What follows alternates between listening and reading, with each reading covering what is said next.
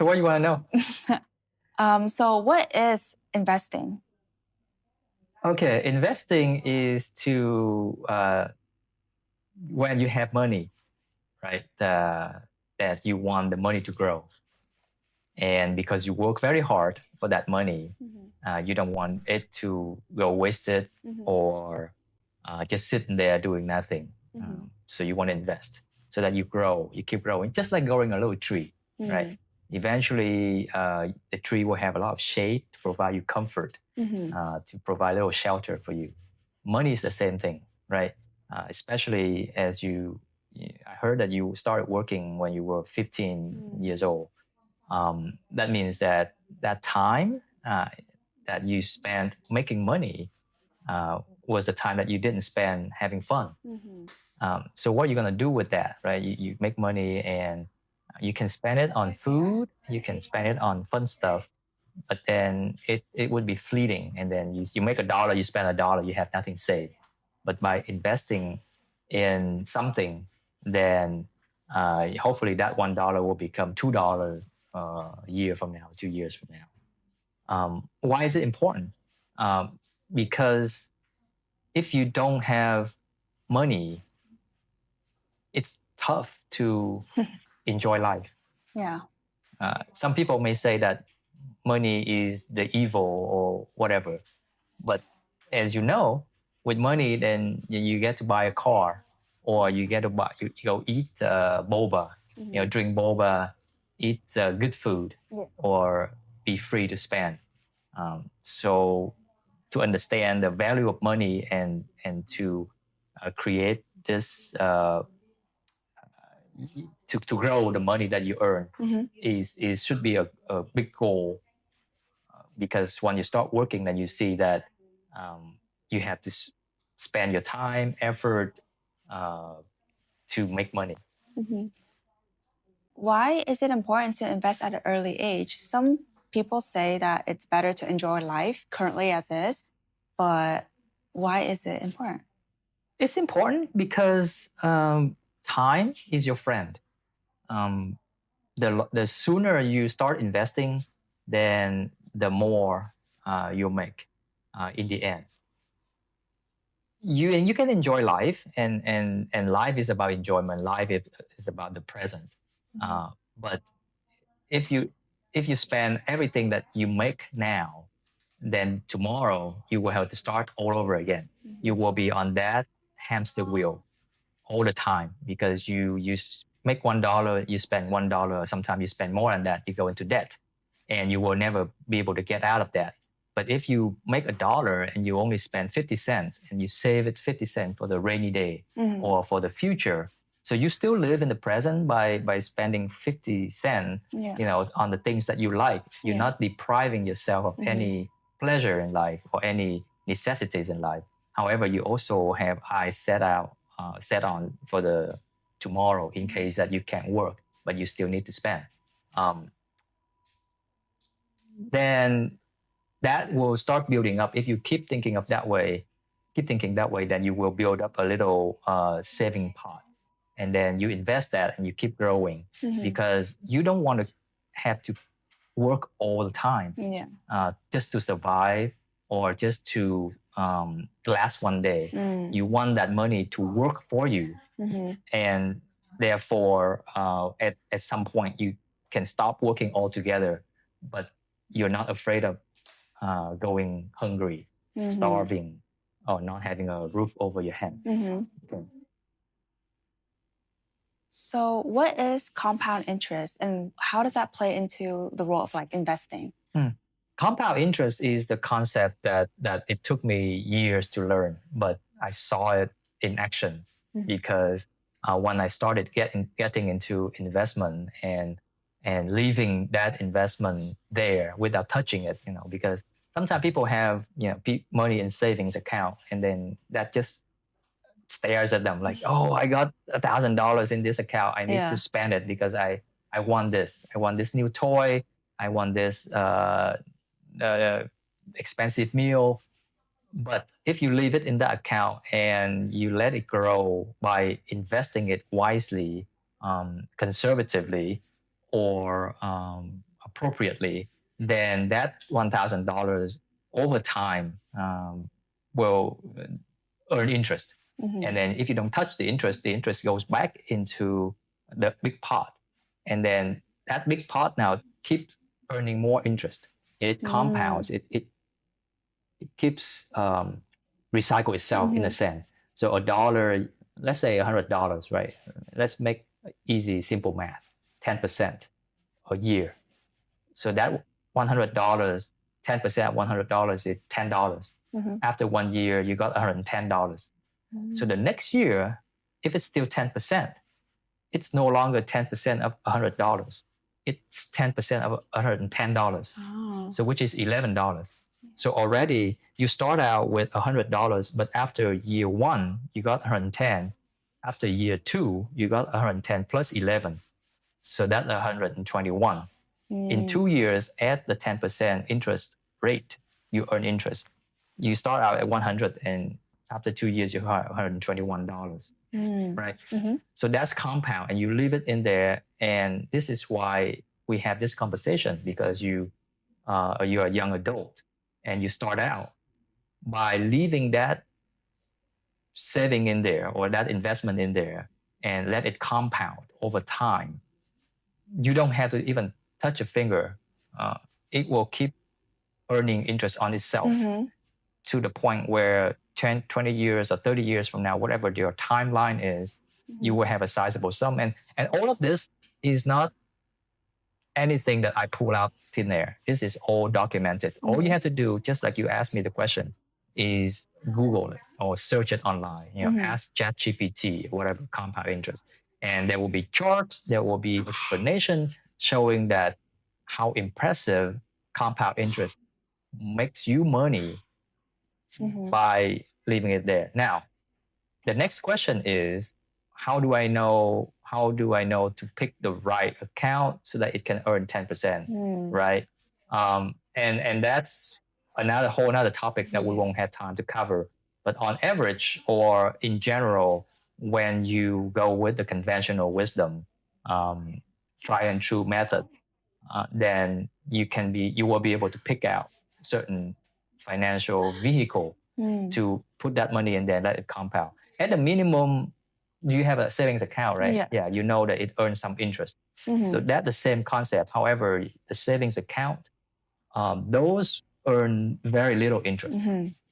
Now, the next topic, when we talk about in another segment, would be what vehicles that earns at the average, earn on average more than just that tiny, minuscule interest rate, like 4%, 5%. And it takes a lot of research. It takes a lot of understanding the market.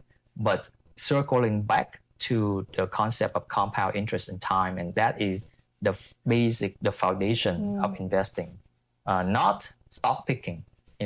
Stock picking is advanced knowledge, or choose a mutual funds. All of those requires more. But if you understand the compound interest, then you have the basic foundation, and from there you're going to build up on that. Okay, so now do I choose a company that I like and put all my money in that, or do I diversify, meaning that do I spread my money out in various companies, so that if one company is not doing well, then another company is doing better, it balances out, and over time I invest in that? Or do I choose a very safe vehicle, invest in the something that everybody believes in, like treasury or bank, some kind of CDs?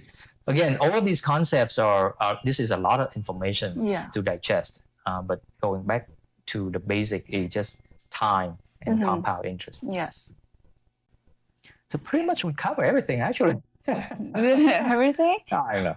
What do you want to know next? When did you start investing? Did you wish you started investing earlier? Oh, I sure did. And the reason I'm on this and being interviewed, I agreed to be interviewed by you, is that I committed all the cardinal sins of all the mistakes beforehand, and that's why I want to come on the show and talk to you and talk to your peers, people who want to listen, or people who just started out investing, about why it's important to start early and choose something that you're most familiar with. But yeah, when I first came here, I I knew nothing about Yeah. stock exchange or the stock markets or foreign exchange or crypto and all that. It takes a lot of time Yeah. to learn, to read, Yeah. and to take classes, and then going through my own experience, losing money, gaining money, and making some money off the market, and then the market's up and down. Yeah. So what we're talking about today is in general terms, Yeah. like just my experience, maybe a little bit of your experience, so that the audience can then hopefully learn something. But in order to go into a specific financial product, we're not going to go into that because we have to make mistakes. But hopefully, by watching this segment or watching the show, then the audience will have a general idea, right? Yeah. But anyway, back to your question. Yeah, I made a lot of mistakes, lost a lot of money as well, but also I learned from those mistakes, and then accumulate knowledge and things that I then can use later on. I'm still learning because when we talk about financial vehicles these days, as you know, crypto, and then back to gold, many ways of investing. But whether or not it's suitable for someone or it will work out for someone, it's a whole another question. Right? Yeah. But then let me ask you this though. What do you do with your money? You start working early, and so you earn some money. Do you spend it? Do you save it? Yeah. Oh, as you know, I started working pretty early, and back then, I didn't think about like investing, stock market. Like, oh, how can I grow this money? It was more like I'm working to enjoy myself. I'm working to be able to afford going out, to not ask my parents for extra money because that's important to me. Like money. Growing up, I wouldn't say extremely poor, but pretty relatively poor. I really did not want to ask them for like money to spend on my extra things, to spend to my friends, spend on myself. So I would just work just to have and I spent all my money saving up for whatever I wanted that year or that month. Yeah. But when I turned like 18, right about now, or like last year, 17, I started to care more about, oh, how can I keep this money and how can I like make it grow, like in my sleep, as you said. Yeah. So you touch on a very the core tenet of managing money. That's financial independence. What you just said is that you don't want your parents, even though they love you, they will definitely give you money, but you don't want them to worry too much about, and you want to be able to feel like you're doing your own part. And plus, it's your money, right? You can and free to do it however you want it. So financial independence should be what drives your investment. What drives you to manage your money, to make it grow, earn and then make it grow, right? Because we talked earlier off camera how it's a hamster wheel. Like if you don't make enough money and you spend all of it, then the next day you're gonna get back on the wheel and repeat that. And it's for a lot of people, that's a normal life. You heard of the term living paycheck to paycheck. That's what people do. We don't want that. We want to get away from that. So like you said, let the money grow while you sleep. Let the money make money for you, and that's what investing is. So financial independence, if you have that concept down, then that concept drives your desire to earn, keep, and grow the money, right? Because earning money is, I would say, simple, because you can go find a job as long as you're an able body, and you have knowledge, you have physical strength, you go find a job, you earn the money. But the smart investor would then grow that money and let the money work for him or her instead of spending it all and then go back to keep earning but not growing. And the second, the reason, another, when you mentioned what you did I just want to know, why do you decide that you want to grow the money? Because you're enjoying yourself, you're making money, and you spend that money on things that you like now. But then what prompted you to want to save and grow the money? And that's what we're having discussion right now.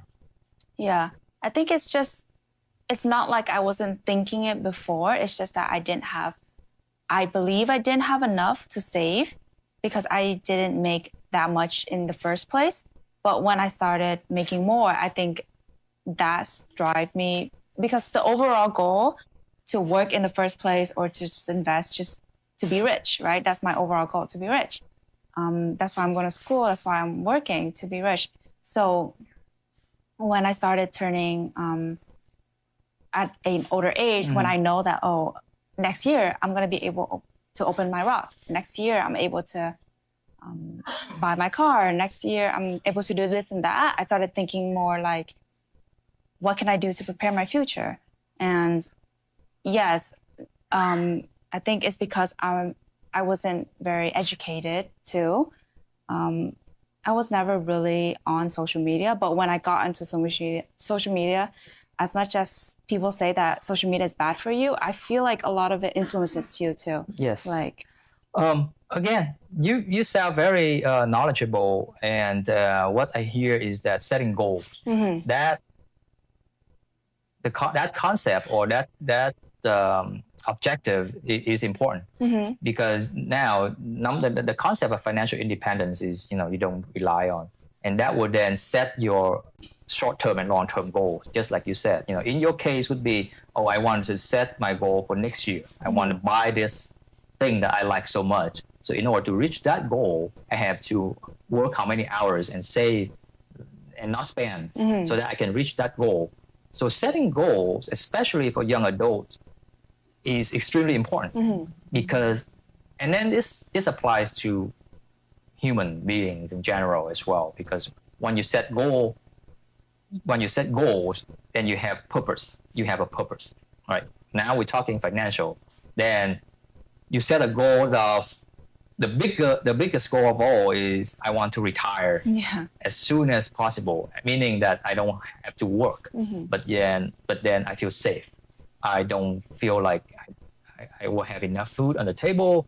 I will have rent to pay so that I don't get evicted. I don't have to live on the street, in the car. So that's the overall goal, right?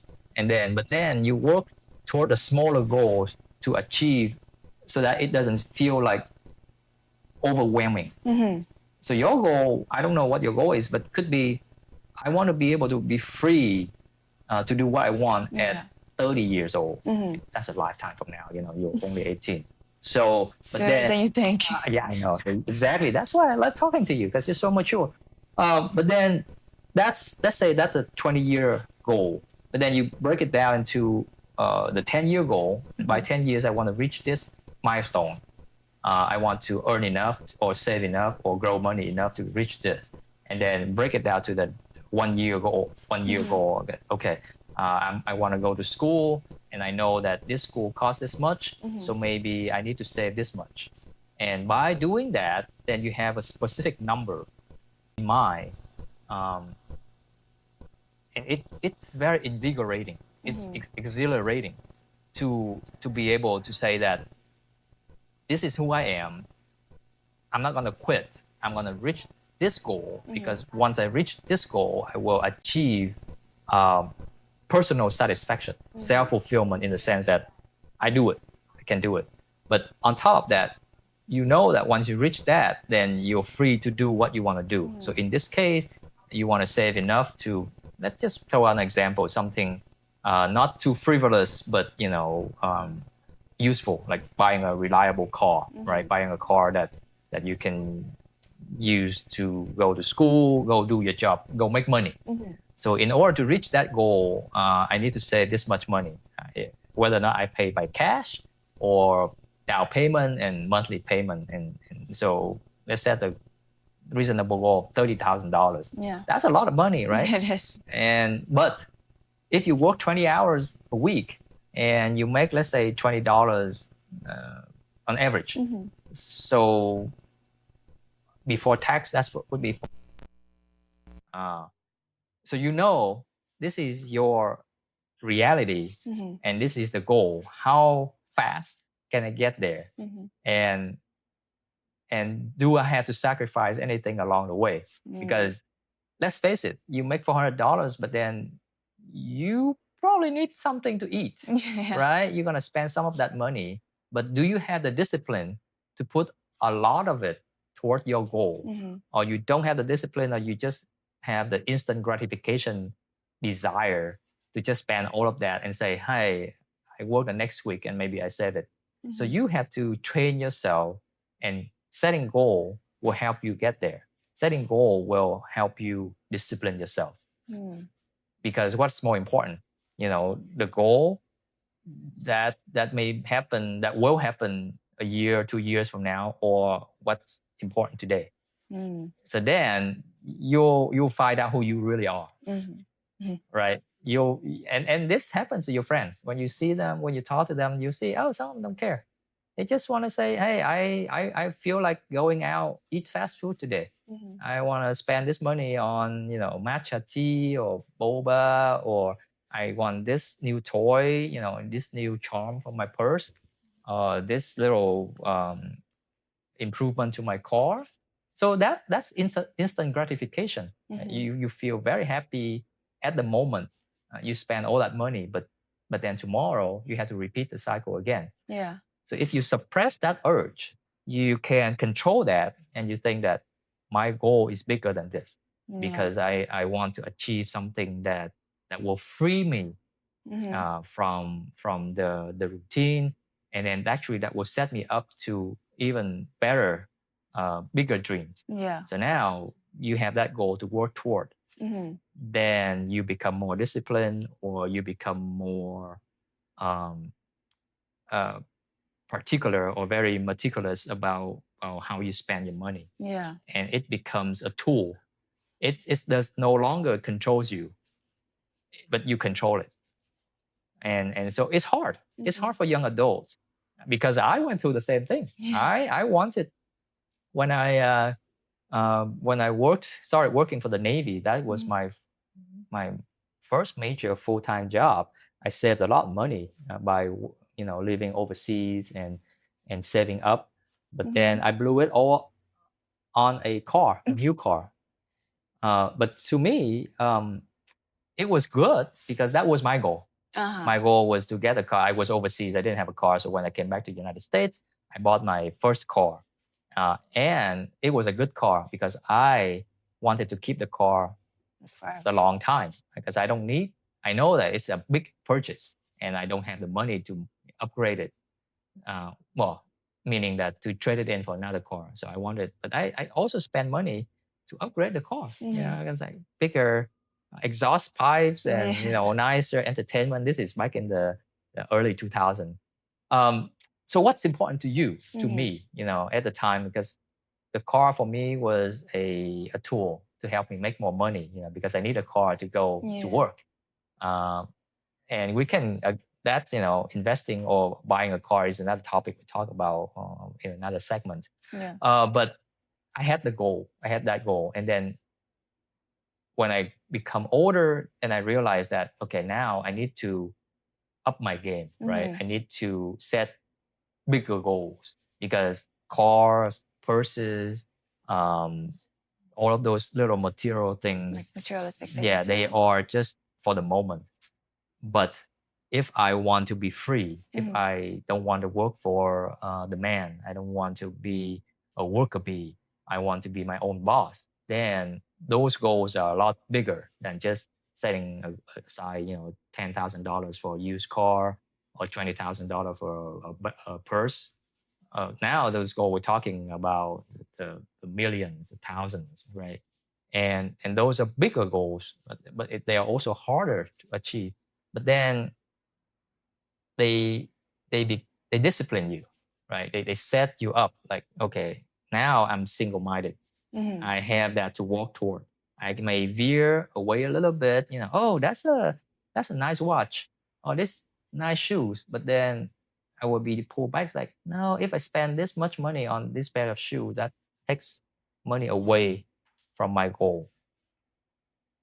But then that's the question that each young adult will have to answer. Yeah.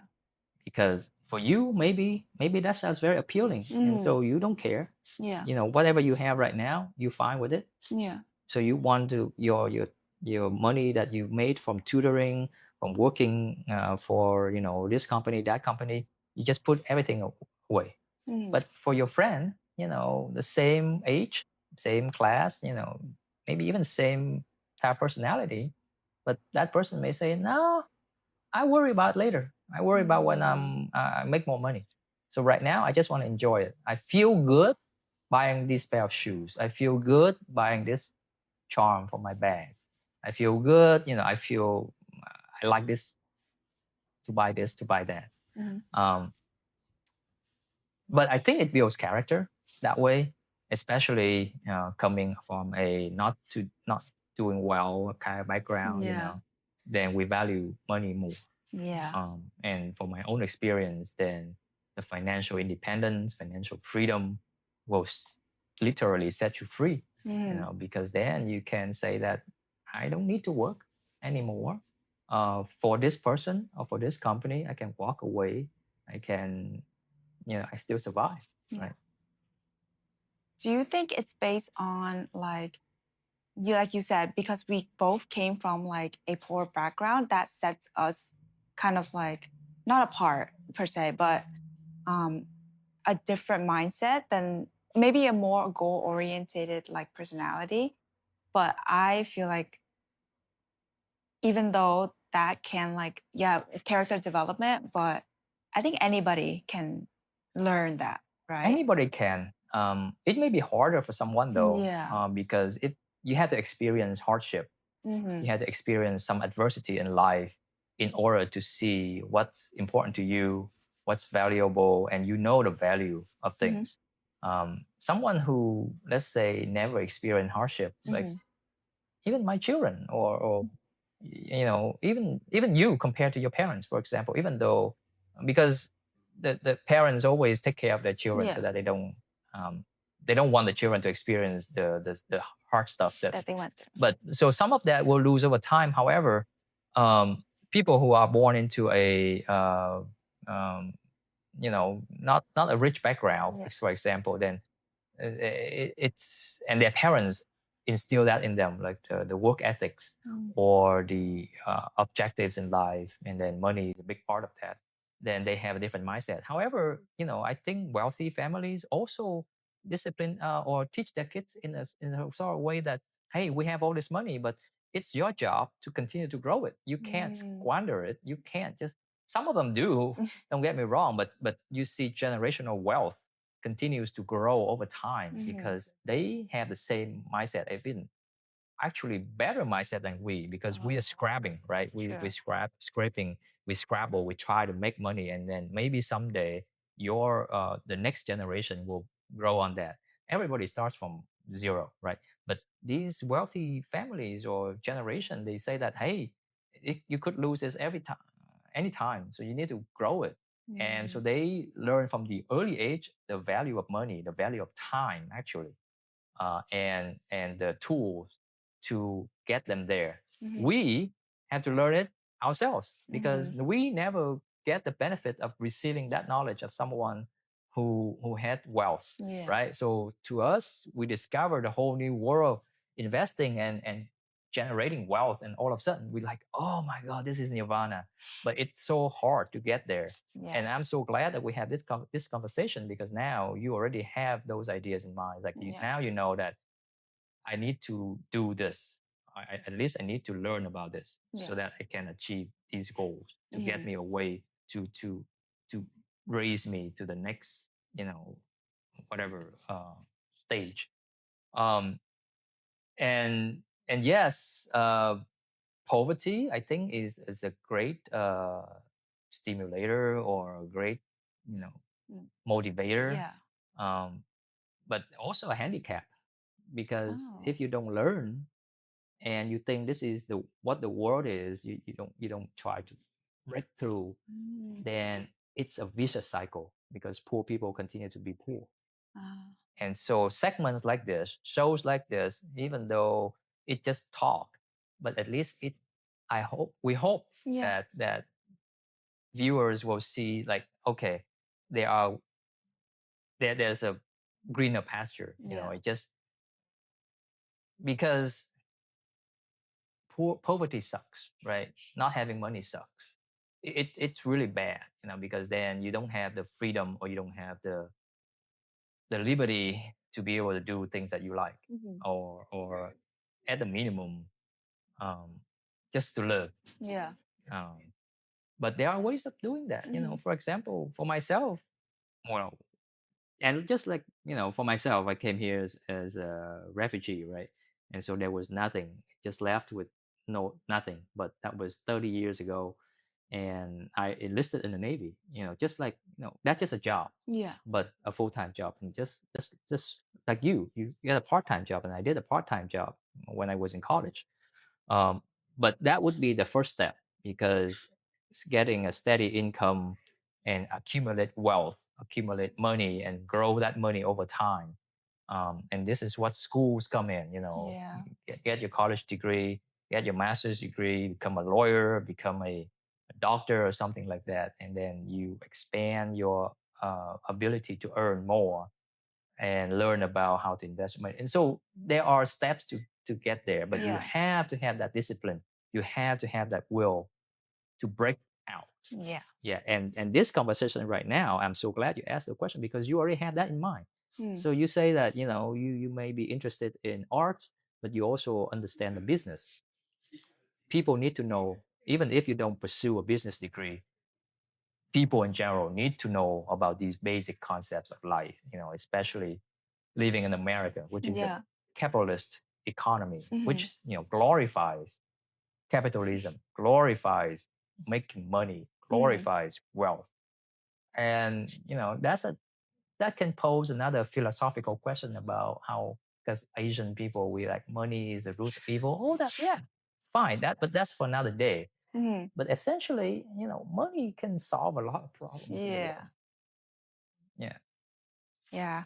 I think when people say money doesn't bring happiness, they haven't experienced having money. Yeah, absolutely. And I can say that from my experience, because when I didn't have money, or in general, when you don't have a dollar, you can't buy hamburger. And then if you have a dollar, you can buy hamburger, and the hamburger makes you happy. That's as simple as that. You know, you want to go buy a matcha tea, whatever your favorite drink is. You don't have the money. You don't get to have that.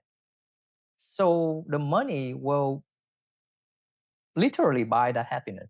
Now, when they say that some people who are romantic, they say, okay, you can't buy love. Maybe they talk about that, but that's another, you know, it's just too philosophical for us. But money solves a lot of problems, and money will make you magnanimous, will make you generous, because then you can actually help people. You know, like why you think that there are people who beg on the street, because they, you know, those people can afford to give $1, $2, and actually they feel good about doing that. But there you go, money buys happiness. Are you thinking of educating your children about like everything? I I know do. like your daughter was around my age, or like when I Younger, a started. lot younger. Yeah. Yeah. Oh yeah, I want them, and they actually, with the lycée money, the red envelope, they actually have a nice little pot. You know, we know Asian families, every New Year's Eve, New Year's Day, you got, you know, a couple of bucks here and there. And so I invest for them. I open their savings account, and I show them like, okay, you put this money here. They are, truth be told, they're not that interested yet, but at least every 6 months or so, I show them, this is how much money that you make based on this.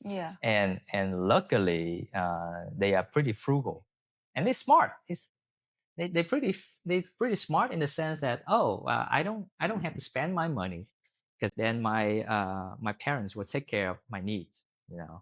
And so they just leave the money in there. But it's very important to teach them, and they are teenagers, and so are you, for young adults or even before that, to learn these basic concepts that, you know, first of all, you don't spend all the money that you have. That's the number one. Number two is that, okay, now that I have money, how do I keep it growing? Because we haven't even talked about inflation. We haven't even talked about the devaluation of money over time. And so in the sense that time, you have to compete. We talked earlier about how compound interest and time will help you grow money, but by the same token, time makes money less valuable. So we had to race against that. And that's another topic for another day. We can go down the road down so many ways. But the younger, the sooner you learn about finances and about investing, about the value of money and ways of keeping it, earning it, keeping it, and growing it, the better off you'll be. Because I speak from experience. The first few years of my life, I just spent because I didn't make a lot of money. So I had the needs, right? So that's why poor people, it's hard because we had to spend that money that we earned just to survive. But had to break out that cycle. You had to, otherwise you're gonna never get out of poverty, right? So how do you do that? Just a teaser for the next show. Get another job, right? You have 2 jobs. Yeah. There you go. You get into that mindset. Wealthy people don't have to do that. They have 1 job and to grow the money. So it's pretty. We wouldn't compare because we're not wealthy, and so it would be kind of like throwing rocks in a glass house. So it just talk about us, right? So the way I did it was I got another job, an extra job, a side hustle. That's what kids call these days. But I don't spend that money. Or when I get promoted, I get a raise. I don't spend that money. I actually use that money because I invested. Because now I'm going to introduce another concept that you hear sometimes by lifestyle creep or lifestyle upgrade. So let's say that you're making $20 an hour right now, right? But you're so good at the job that next year you're going to get $25 for the same work that you do because they like you so much. And then you got the extra $5. What are you going to do with that money? $5. Yeah, extra $5. So I'm like, I'm going to have extra $5. So I'm going to have an extra hamburger. I'm going to have an extra drink. So you're going to spend all the $5. You never get out of the cycle. Because whatever money you make, you spend. But to avoid that lifestyle creep, then instead of spending that $5, we still maintain the same lifestyle. You're still able to survive on $20. So that's $5 is just extra gravy on top, right? So let's put that away. Let's invest that. And you forget about that. And over time, that $5 will continue growing while you're still spending only $20. So now that's how you get out of the cycle. You break away from the vicious cycle, and that's how you get out of poverty by being crafty, creative, and make more money, but don't spend more money. Yeah. I think making money in the first place, is what is holding a lot of people back. Because you need money to get started. You can't just know all of this. Yes, you can educate yourself, but you still need to get a job and absolutely get money in the first place. That's right. To be able to invest. So how do you get a job? Skill. You learn. You either as a young adult, you don't have a lot of skill other than the basic math skill. So you become a cash register at a movie theater. You work for the supermarket. If your parents have a business, they will then hire you to do sweeping the floor, doing paper. I mean, the more knowledge you have, then the more white collar jobs that you'll be able to get instead of blue collar. Like in the beginning, I was a pizza delivery man. When I was in college, I was working for the county agency doing paperwork.